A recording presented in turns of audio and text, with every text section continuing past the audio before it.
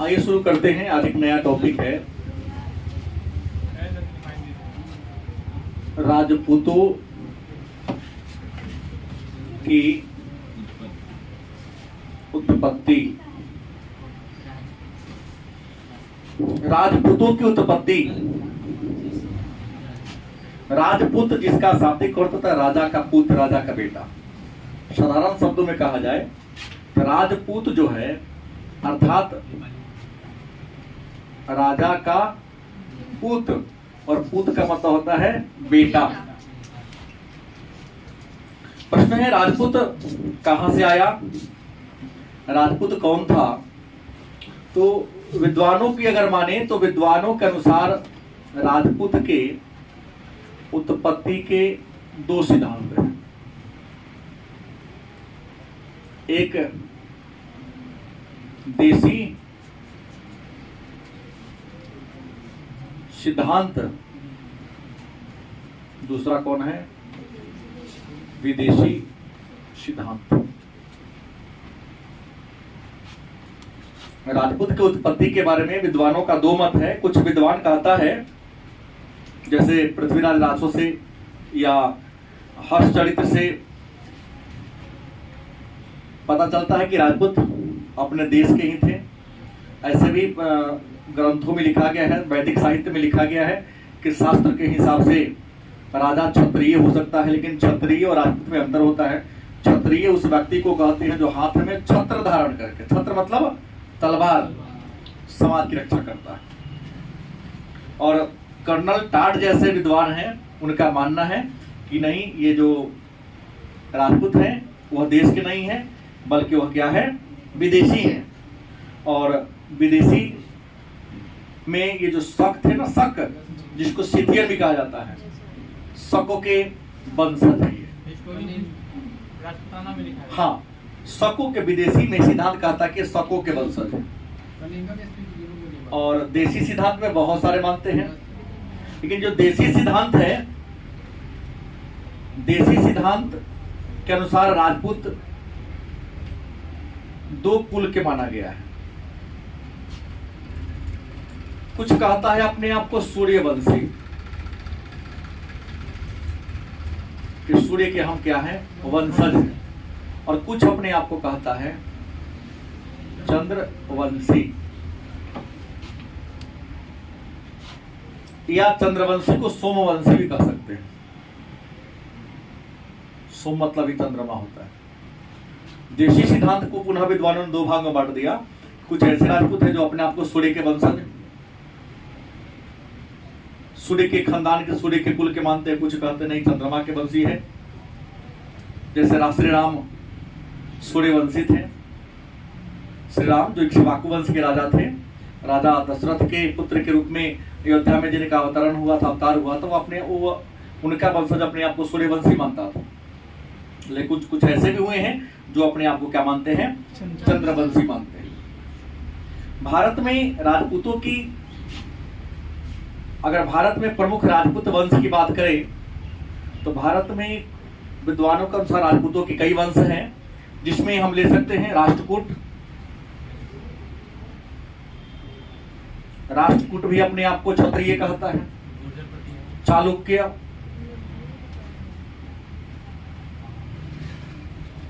चौहान, परमार है, गुर्जर प्रतिहार है, चंदेल है। क्या परमार तो मैं लिखिए दिया, गहरवाल है। गलत किस है? भारत में हाँ कई, कुछ राठौड़ भी है, मैंने कहा कई है। तो ये भारत में प्रमुख राजपूतों के वंश है। राष्ट्रकूट, चालुक्य, चौहान, परमार, गुर्जर प्रतिहार, चंदेल, गहरवाल, राठौड़। लेकिन हमने कहा कि वैष्णव धर्म की सबसे बड़ी खासियत अवतारवाद है, और भगवान विष्णु का जो छठा अवतार है वह परशुराम अवतार है। भगवान विष्णु फरसा लेकर अवतरित हुए थे, और पुस्तकों में लिखा है कि परशुराम ने 21 बार। कितना बार? परशुराम ने 21 बार इस धरती को क्षत्रिय विहीन कर दिया।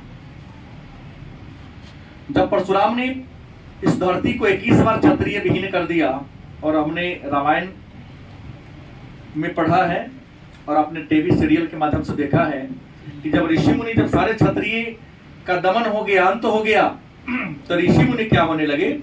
यज्ञ करते थे। जैसे विश्वामित्र ने यज्ञ किया तो तारका, सुबाहु जैसे दैत्य लोग अत्याचार करना शुरू कर दिया।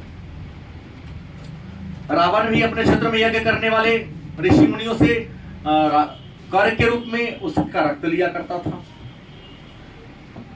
हिरण्यकशिपु की बात करें, उसने तो ब्रह्मा से इतना ज्यादा वरदान ले लिया कि सबको कहता था कि हमें ही पूजा करो, मैं ही परमात्मा हूं। हिरण्यकशिपु महाराज की जय, ऐसा हमेशा कहो। ब्रह्म विष्णु की जय, शिव की जय, ऐसा मत कहो। हिरण्यकशिपु की जय, ऐसा अपना गुणगान करवाने लगा।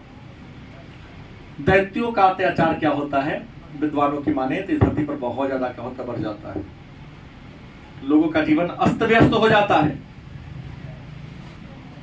ऋषि मुनि को पूजा पाठ करना, साधना करना थोड़ा सा क्या हो जाता है, कठिन हो जाता है। विद्वान लिखते हैं कि राजस्थान राज्य में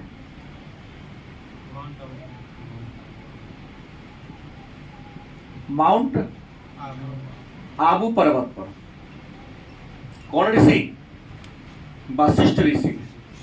कौन ऋषि? हाँ, वशिष्ठ नामक ऋषि ने क्या किया? एक यज्ञ कुंड या हवन कुंड का निर्माण किया, और मंत्रोच्चारण के द्वारा इसमें हवि, मतलब हवन कुंड में जो भी आप हम डालते हैं प्रसाद के रूप में। अलग बात है कि हम लोग उसमें लकड़ी डालते हैं, लकड़ी डालने की चीज नहीं है, लकड़ी तो जलाने का काम करता है। उसमें खाने पीने की चीज को डालना चाहिए। पहले के राजा महाराज यज्ञ करते देखे हम लोग, घी डालता था लोग, उसको जो डालते हैं हवन के रूप में, हवि डालते हैं, मैंने खाद्य पदार्थ को डालते हैं, मंत्रोच्चारण के द्वारा डालते गए। इन अग्नि कुंड से, यज्ञ कुंड से 4 वीर महापुरुष पैदा हुए। इन अग्नि कुंड से राजस्थान के माउंट आबू पर्वत पर वशिष्ठ ऋषि के द्वारा, वशिष्ठ मुनि के द्वारा जो यज्ञ किया गया, उस अग्नि कुंड से कितने वीर महापुरुष पैदा हुए? 4 वीर पैदा हुए। उन 4 वीर को अग्निकुला राजपूत कहते हैं। अब मन में होगा ये अग्निकुला राजपूत कौन था? एक में परमार, कौन था? दूसरा था प्रतिहार, कौन था? प्रतिहार। तीसरा चौहान, चौथा चालुक्य। तो माउंट आबू पर्वत पर वशिष्ठ मुनि के द्वारा, वशिष्ठ मुनि श्री राम के गुरु थे, जो यज्ञ किए, उसी यज्ञ के कुंड से या हवन कुंड से 4 वीर महापुरुषों का अवतरण होता है, पैदा होता है। चूंकि अग्नि कुंड से पैदा हुआ, उसका नाम पड़ गया अग्निकुला राजपूत। वह थे परमार, प्रतिहार, चौहान और चालुक्य। अब इसमें चालुक्य के बारे में हम लोगों ने क्या कर लिया है? पढ़ लिया है। चौहान नहीं पढ़े हैं, प्रतिहार और परमार नहीं पढ़े। तो आइए पढ़ते हैं प्रतिहार के बारे में। प्रतिहार इसका अन्य नाम है गुर्जर प्रतिहार। इसको आप प्रतिहार कहे तब या गुर्जर प्रतिहार कहे तब, दोनों में कोई विशेष अंतर नहीं है। प्रतिहार को ही गुर्जर प्रतिहार भी कहा जाता है। बिठा दे इसको। अब सवाल है कि गुर्जर प्रतिहार कौन था? बात यहां ही आता है कि गुर्जर प्रतिहार कौन था। तो गुर्जर प्रतिहार की बात देखिए, गुर्जर एक जाति हो सकती है, लेकिन प्रतिहार का मतलब होता है पहरेदार। प्रतिहार का मतलब क्या होता है? पहरेदार या द्वारपाल। पहले के समय में राजा महाराजा जब अपने भवन में विश्राम करते होते तो उनके मुख्य द्वार पर या उनके अंदर वाले जो भवन है उस अंदर वाले भवन के भी मुख्य गेट पर कुछ पहरेदार चौकीदारी किया करते थे ताकि कोई कक्ष में प्रवेश न कर जाए। तो कक्ष के मुख्य द्वार पर पहरेदारी करने वाले या चौकीदारी करने वाले को ही प्रतिहार या द्वारपाल कहा जाता है।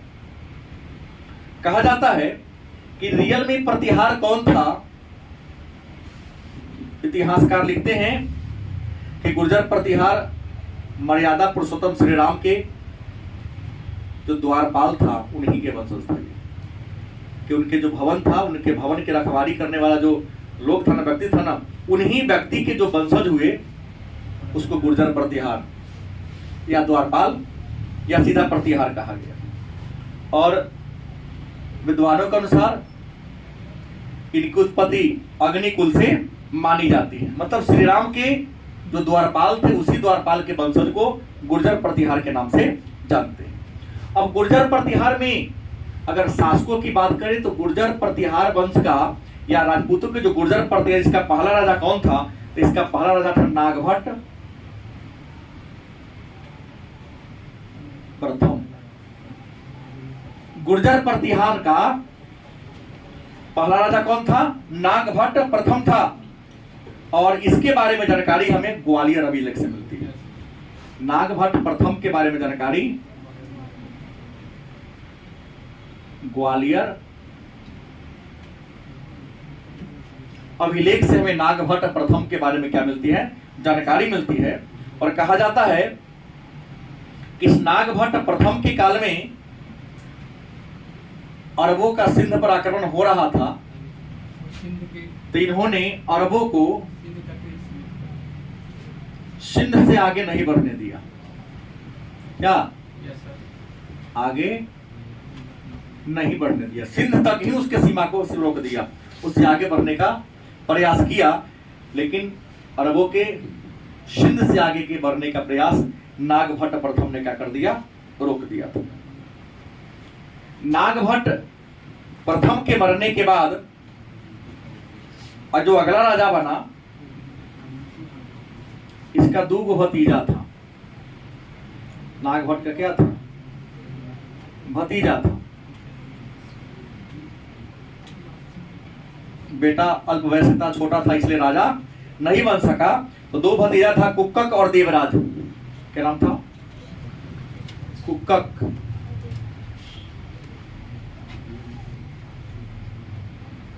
दूसरा कौन था? देवराज। तो नागभट्ट प्रथम के मरने के बाद जो राजा बना वो इनका दो भतीजा बना, लेकिन यह दोनों अधिक दिनों तक राजा के पद को सुशोभित नहीं कर सका। कुछ ही वर्षों तक यह दोनों राजा रहा और अपने शासन काल में इतिहास में ऐसा कोई उपलब्धि दर्ज नहीं कराया। और परिणाम क्या हुआ? इस देवराज का बेटा, इनका दोनों भतीजा था, कुछ दिनों तक सत्ता में अपना दबदबा जमा के रखा, लेकिन यह दोनों राजा के लायक नहीं था। तो नागभट्ट के भतीजा का एक बेटा था जिसका नाम क्या था? वत्सराज। हाँ, ये वत्सराज जो देवराज का क्या था? बेटा था। और देवराज का बेटा, तो इनसे क्या रिश्ता हो जाएगा? क्या हो जाएगा? ठीक तो है, इसका हो जाएगा पोता। ठीक ना होगा? मतलब इनका दोनों भतीजा था, अपना बेटा भी नहीं था, भतीजा कुछ दिन सत्ता में रहा, लेकिन कोई ऐतिहासिक उपलब्धि इनकी क्या थी? नहीं थी। अंत में देवराज का बेटा वत्सराज क्या बनता है? यहाँ का शासक बनता है। और कहा जाता है कि वत्सराज जो था यही रियल में गुर्जर प्रतिहार वंश का वास्तविक क्या था? संस्थापक था। मतलब गुर्जर प्रतिहार वंश के प्रतिष्ठा को आगे बढ़ाने का काम वत्सराज ने ही किया था। वत्सराज ही वह प्रतापी राजा था। इन्होंने तो केवल नींव डाल दी, नींव डालकर एक सीमांकन कर दिया। लेकिन गुर्जर प्रतिहारों के मान सम्मान को बढ़ाने वाला राजा कौन था? वत्सराज था। कहा जाता है कि वत्सराज ने शासन व्यवस्था को सुदृढ़ कर दिया, मजबूत कर दिया। लेकिन इनके काल में घटना हुई, राष्ट्रकूट वंश के राजा, राष्ट्रकूट वंश के एक राजा थे जिनका नाम था नरेश। क्या नाम था? ध्रुव नरेश। वत्सराज को लड़ाई में क्या कर दिया? हरा दिया। वत्सराज ध्रुव नरेश से क्या होते हैं? नरेश काट दो, तो ध्रुव लिख दो, शॉर्ट नाम लिखा। ध्रुव से क्या होते हैं? नरेश माने राजा हो जाता है। ध्रुव से क्या होते हैं? हार जाते हैं। और हारकर राजा का हाथ, पद इनके हाथ से क्या होता है? छीन जाता है। वत्सराज के बाद इनका बेटा राजा बना, इनका नाम था नागभट्ट द्वितीय। और नागभट्ट द्वितीय वत्सराज का बेटा था। नागभट्ट द्वितीय वत्सराज का क्या था? बेटा था, जो गुर्जर प्रतिहार वंश का तीसरा राजा हुआ। और आपको बता दें, इस नागभट्ट द्वितीय ने कन्नौज को जीत लिया। किसे जीत लिया? कन्नौज को जीत लिया। और कन्नौज को अपना क्या बना लिया? राजधानी बना लिया। नहीं तो गुर्जर प्रतिहार वंश की राजधानी कहाँ होगी? कन्नौज होगी। तो कन्नौज को राजधानी बनाने वाला राजा कौन हो गए? नागभट्ट। प्रश्न है कि नागभट्ट द्वितीय ने किसे पराजित करके, किसे पराजित करके? तो नागभट्ट द्वितीय ने चक्रायुध को हराया था। किसे? राष्ट्रकूट वंश का राजा था। चक्रायुध को पराजित करके कन्नौज को क्या किया था? जीत लिया था।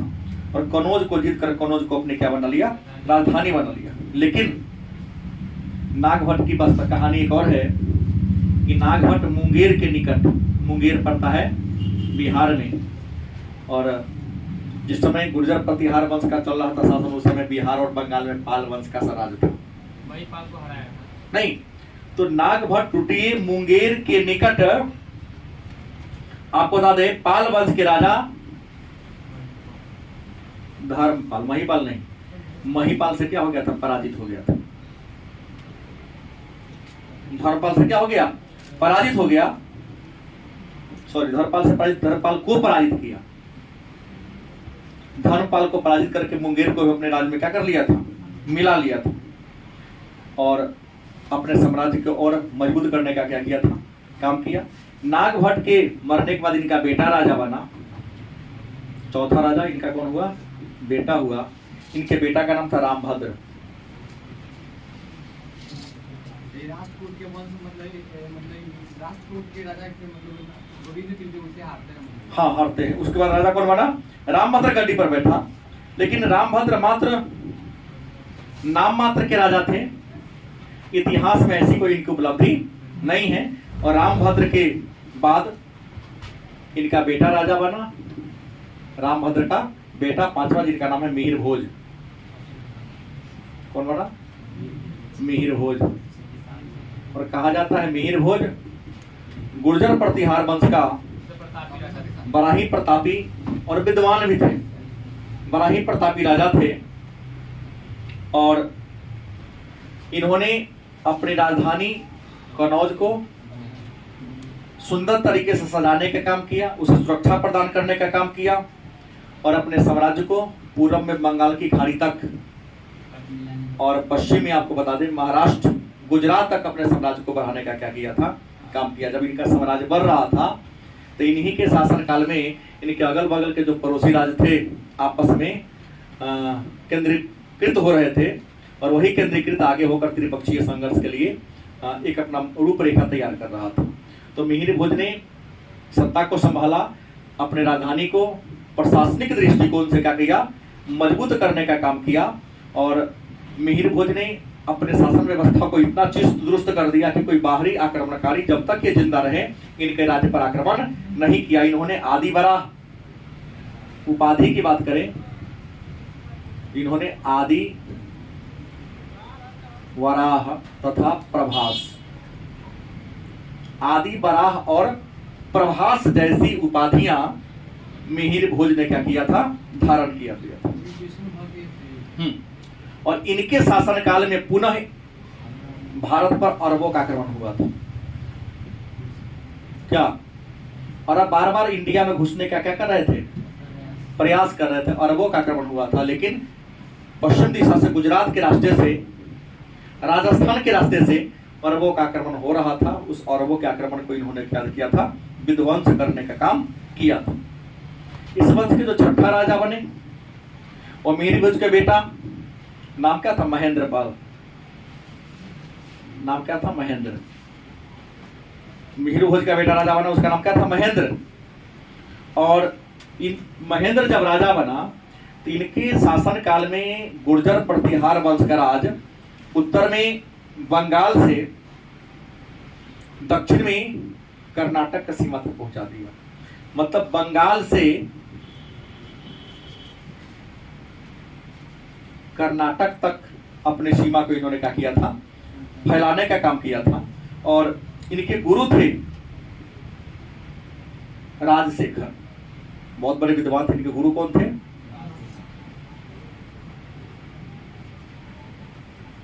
राजशेखर इनके कौन थे, गुरु थे। किसके, महेंद्र के। इसको महेंद्र पाल भी कुछ विद्वान बुलाते हैं। और राजशेखर एक बहुत बड़े साहित्यकार थे जिनकी रचना कर्पूर मंजरी है, काव्य मीमांसा है। नाम सुना होगा, राजशेखर की रचना है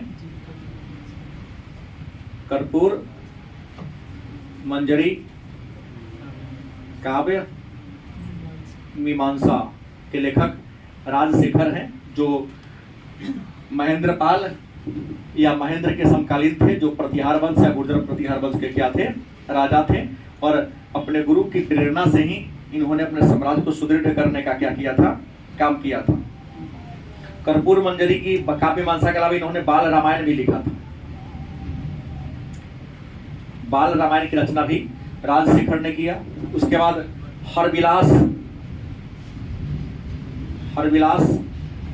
हरविलास के अलावे भुवन कोश,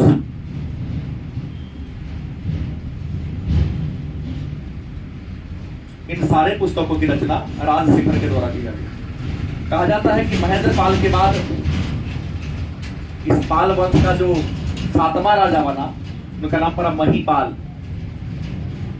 कौन बना,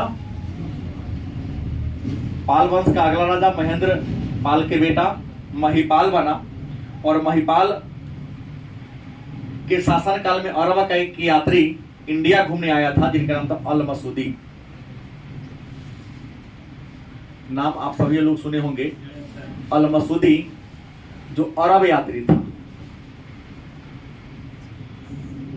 महीपाल के शासन काल में क्या हुए थे, इंडिया घूमने दौरा पर आए थे। और अल मसूदी ने गुर्जर प्रतिहार वंश के राजा को बौरा कहा था। हाँ, महीपाल को क्या कहा दिया था, मतलब गुर्जर प्रतिहार वंश के राजा हुए ना, राजा को क्या कहा था, बौरा कहा था।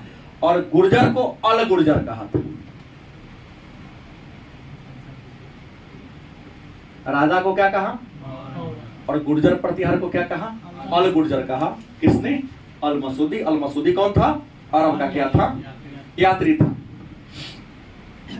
और इसी महीपाल के शासन काल में, नाम आपने सुना होगा, था इंद्र तृतीय।